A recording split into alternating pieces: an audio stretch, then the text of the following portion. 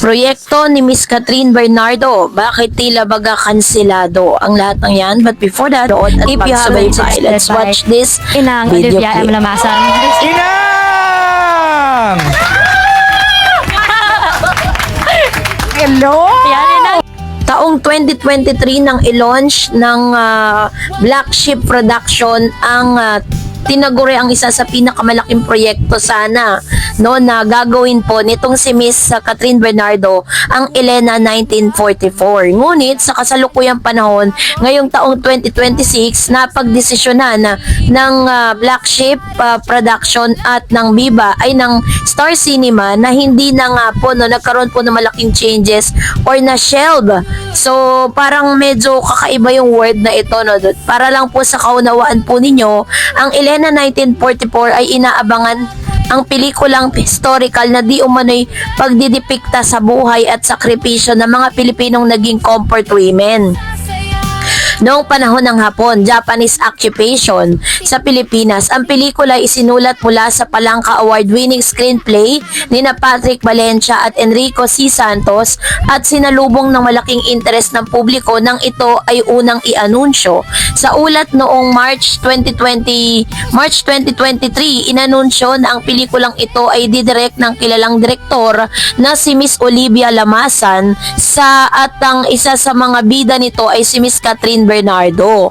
So, si Catherine Bernardo mismo ang nakatakdang gumanap bilang Elena, ang bida ng kwento. Ito ay sanang pagsasamahan ni na Catherine at Lamasan matapos ang kanilang huling collaboration ng Barcelona, A Love Untold noong 2016. Ang pelikula ay nakatakdang isang malaki at matinding produksyon dahil ang tema nito hindi lamang tungkol sa isang pag-ibig o pangyayari, kundi tungkol sa madugo at trahedyang bahagi ng kasaysayan ng Pilipinas. Dahil dito, kailangan malaki ang budget nito upang gawing makatotohanan ng mga sets, props, costume at buong panahon ng dekada 1940. Biluin po ninyo, 1940 bubuhayin nila sa kasalukuyan sa Gen Z generation.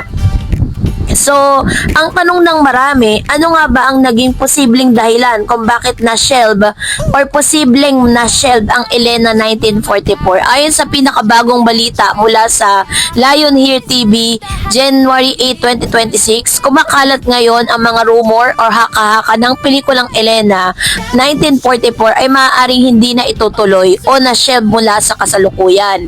Ito po yung mga ilang detalye. So, sabi dito, wala pang opisyal na anunsyo. Hanggang ngayon, ay walang opisyal na pahayag mula sa Star Cinema o Black Sheep ang mga kumpanya o producers na nakadugtong sa proyekto. May mga rumors lamang na patuloy itong pinag-uusapan sa social media at showbiz circles.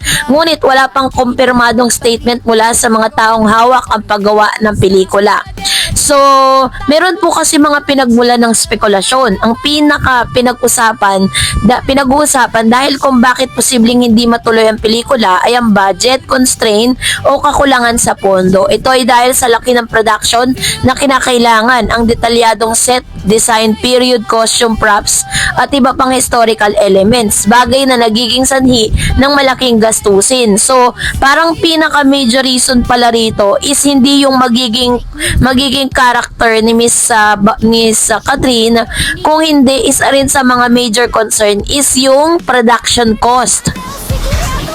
So, maraming tagahanga naman ang nagpahayag ng pag-asa na hindi ito tuluyang ihinto, bagkus ay i-delay lamang o ililipat ng schedule. May ilan din na nagsasabi na ang pelikulang ito ay magiging isang turning point para sa buhay ng artistika ni Catherine, sapagkat ito ay isa sa mga seryoso at challenging role na maaaring magpakita ng lalim ng kanyang pagganap. So, totoo po yun kasi talagang kapag sinabi mo kasing comfort women, parang kakaiba kasi parang ang laki ng transition ng pagiging artista ni Catherine dun sa mga image na nilalabas niya ngayon, dun po sa gaganapan niyang karakter. So, sa kabila ng usaping ito, Si Catherine ay kasalukuyang abala sa iba pang mga projects, no? Kabilang ang isang upcoming teleserye kasama si James Reid at iba pang kontrata o trabaho na sinusunod ng kanyang schedule. Si Catherine Bernardo ay isang superstar. Si Catherine Bernardo ay isa sa pinaka-pinapaboran at pinaka-sinasabing successful na aktres sa kasalukuyang henerasyon sa Pilipinas. Kilala siya sa mga blockbuster film tulad ng Hello, Love, Goodbye at iba pa na mga nagdala sa kanya ng malaking suporta mula sa mga manonood at kritiko. Dahil dito, anumang bagong proyekto na kanyang gagawin ay madaling nakakakuha ng atensyon at mataas na expectation mula sa publiko. Ang Elena 1944 ay tinuturing na maraming magiging isang malaking movie. Hindi lamang dahil sa magaling na direktor at bida, kundi dahil sa napapanahong tema at historical significance nito. Kaya naman, ang mga balitang ito ay agad na naging mainit na usapin sa mga showbiz forums at social media platform. Bagamat hindi pa opisyal na inilabas ng synopsis mula sa mismong producer, ayon sa mga nakaraang ulat at ang pinaghaguan ng impormasyon. Una, ang settings. Ang pelikula ay nakatakda ng noong panahon ng ikalawang digmaang pandaigdig, partikular noong 1944, isang taon ng matinding laban at kaguluhan dahil sa pagdating ng mga puwersa ng Hapon sa Pilipinas. Ang istorya ay umiikot sa mga comfort women, ang mga kababaihang Pilipina na pinipilit na maglingkod at mapagsamantalahan ng mga sundalong Hapon sa panahon ng digmaan.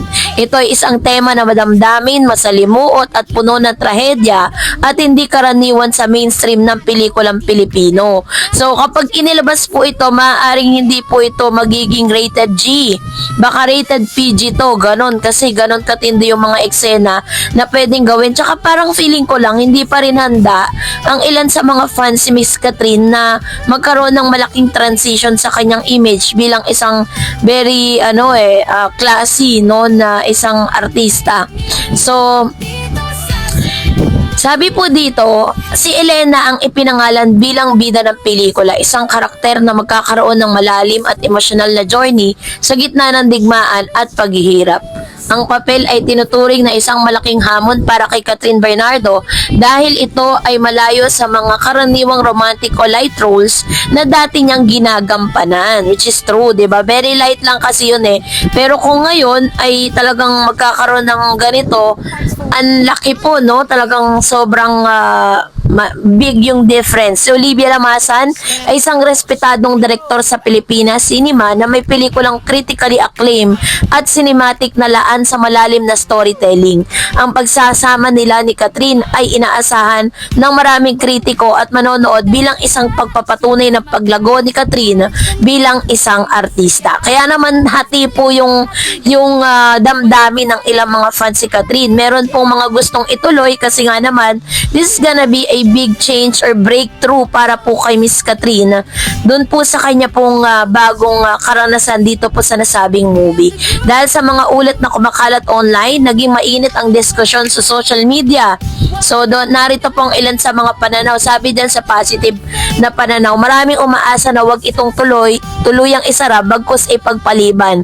Ang pelikula raw ay malaking potensyal na maging award-worthy at magsilbing milestone sa karera ni Catherine. Naniniwala ang ilan na magandang pagkakataon nito para sa mga Philippine cinema upang mailabas ang isang makasaysayang kwento na hindi pa masyadong napagtuunan ng pansin sa mainstream.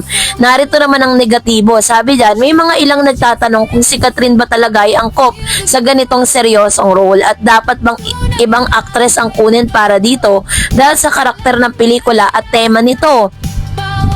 May mga nagsasabi rin na baka ito ay isang marketing tactic lamang para mag-generate ng buzz habang inaayos pa ang tunay na production plan.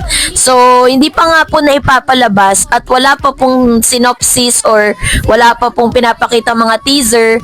Nagpakita lang po sila ng interview parang ipaalam sa publiko na maginagawang pelikula. Talagang medyo tagilid pa pagdating po dun sa, kasi 2023, March 2023 po yun inilabas So 2025, so ilang years in the making po na inaantay yun ni Miss Catherine. So ano kaya ang magiging desisyon ng nasabing Black Sheep Productions? So ngayon po, anong inyong saloobin patungkol dito? Mag-comment kayo sa comment section. That's it for today. TV for more videos and updates. Please don't forget to like and subscribe, and please don't forget to follow my Facebook page, Dar Eds TV and Dar Eds channel. God bless everyone.